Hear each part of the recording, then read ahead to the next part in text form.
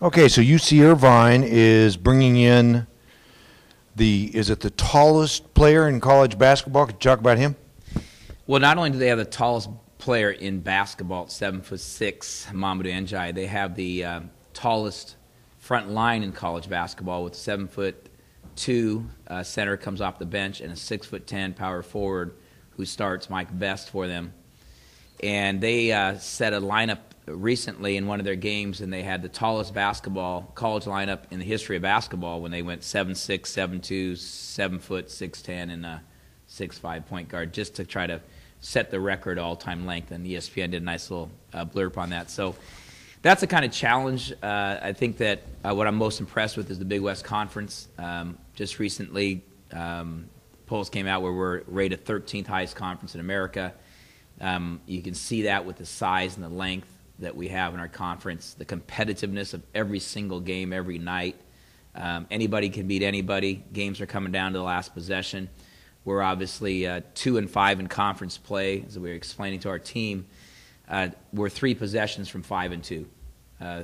Of those 5 losses, 3 games were lost at the buzzer, whether we could win or lose at the buzzer. So we're actually pretty optimistic that we get a little healthier. We had a few more injuries. We've been without Joe Allwich at full strength. He actually had to sit in with his ankle. So it's a great opportunity for this weekend, for tomorrow, Wednesday, against Irvine, and then Saturday against Hawaii, first and second place team on our home court, to have that challenge of playing those teams and seeing exactly where we are in conference play against the first place, second place teams. And Irvine, that completes the first run through the conference? Exactly. We'll have played every team one time, and that's good because I think our team, since we do have some veterans and we are getting a little healthier and getting a little more consistent, I think the second time when we play a team, we're better as a team with scouting reports. You know, I think we do a nice job adjusting and seeing what we have to do against what players defensively and then what works offensively. And then, of course, you know, the Big West Conference tournament means you play a team a third time. And we're pretty veteran team in the sense that we don't panic too much about it, that it's a long season. You know, if you get too disappointed over, you know, last-second losses, you find yourself, you know, losing more. And I think that if you're losing by 10 or 20 points every night, you should be concerned. But if you're losing at the buzzer, it's a play here and a play there. It's a free throw. It's a turnover. It's a made three-pointer. It's a little better defense. And maybe you win 2 or 3 of those games, and suddenly you're feeling much better.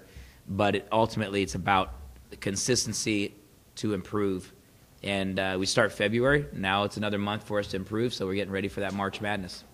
Do you feel that Irvine has an advantage attracting these tall African players because they're the anteaters, which is an African mascot? Do you think it would help if instead of the Mustangs we were the meerkats or the wildebeest? I like being the Mustangs. I think our nickname, the Mustangs, is an outstanding name because when you pull up that front, you see those beautiful rolling hills. I think that draws our own little population too. So how do you mentally prepare your team after back-to-back loss going into this week's homestand? Well, the biggest thing is you make sure that you evaluate why you lost and how close were the losses. The most disappointing about the losses in my mind was I thought that we lacked some energy in the first game against Riverside. I don't think that we had the highest amount of energy.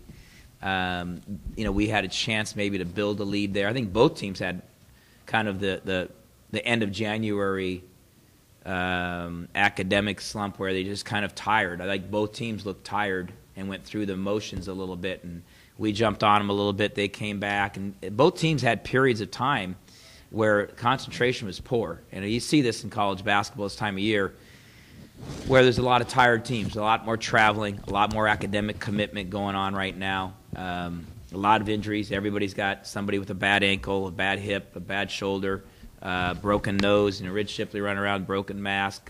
David Nwaba hurt his wrist again. Reese Morgan's knees are flared up. But, you just go through the list. But so your opponent. And so the test is not getting too high or low over it. You win one at the last second, you can feel great. If you lose one last second, you feel terrible. But the reality is you got to get healthy and try to put it all together again the next day. So it's like the stock market investments. You can't pull every investment out just because the market went down today. You're chasing the wrong thing if you don't stay steady.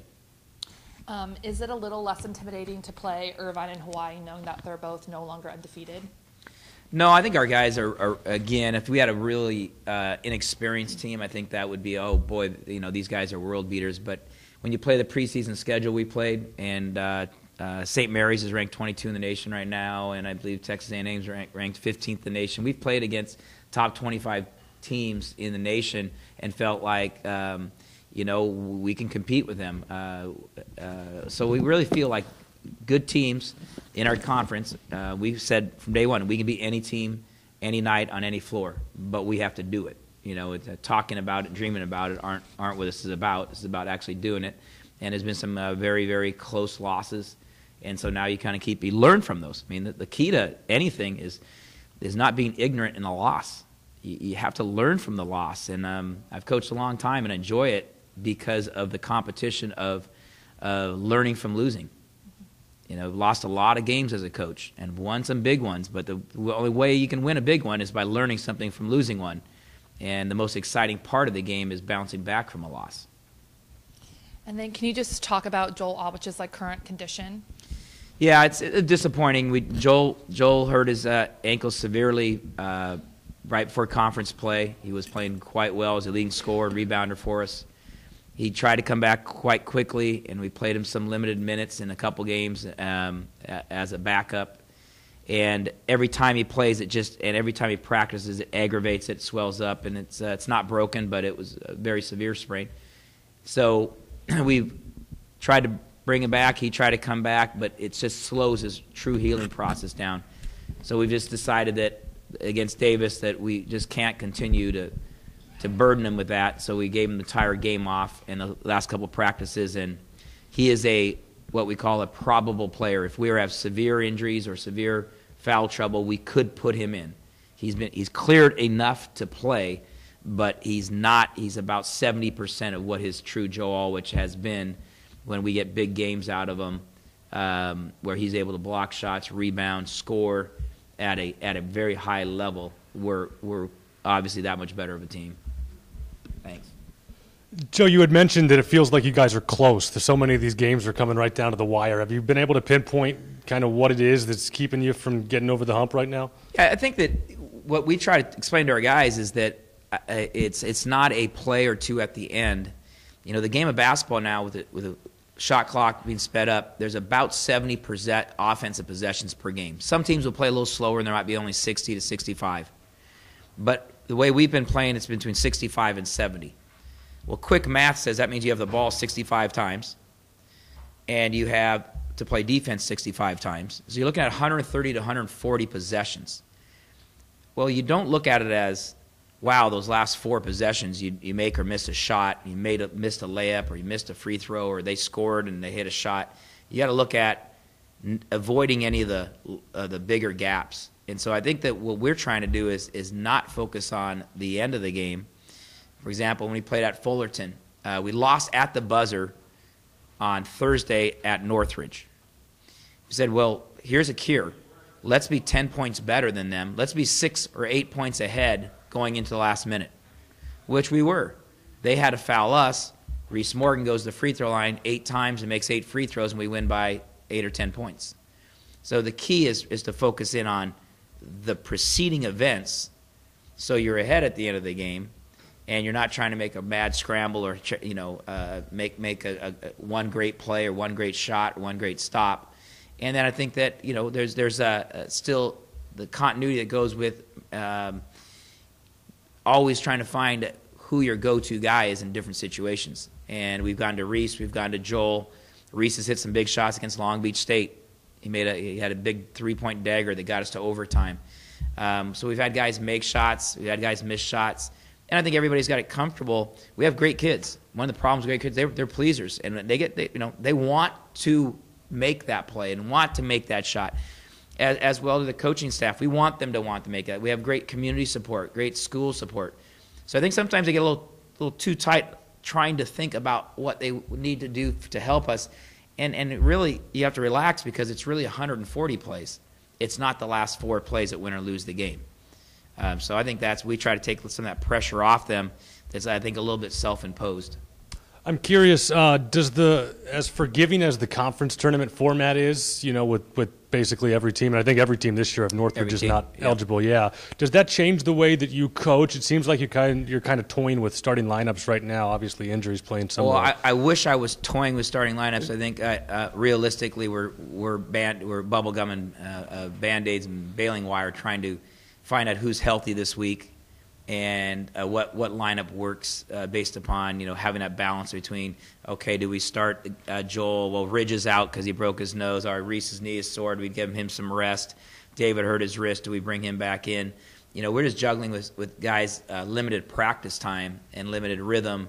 So you're trying to figure out which guys to go with that will complement one another. And we haven't had any consistency on our lineup, and we haven't had much consistency at our practice, which I think leads to some inconsistency with some offensive and defensive plays as well. Okay, more on a broad basis then. Just in general, do you feel like you coach differently knowing just in like maybe you give Jalen some minutes down the stretch in a game to kind of give him some experience, anything like that? I think that we coach pretty similar in the sense that we have since I've been here, is that 8 of the 9 teams have always made it.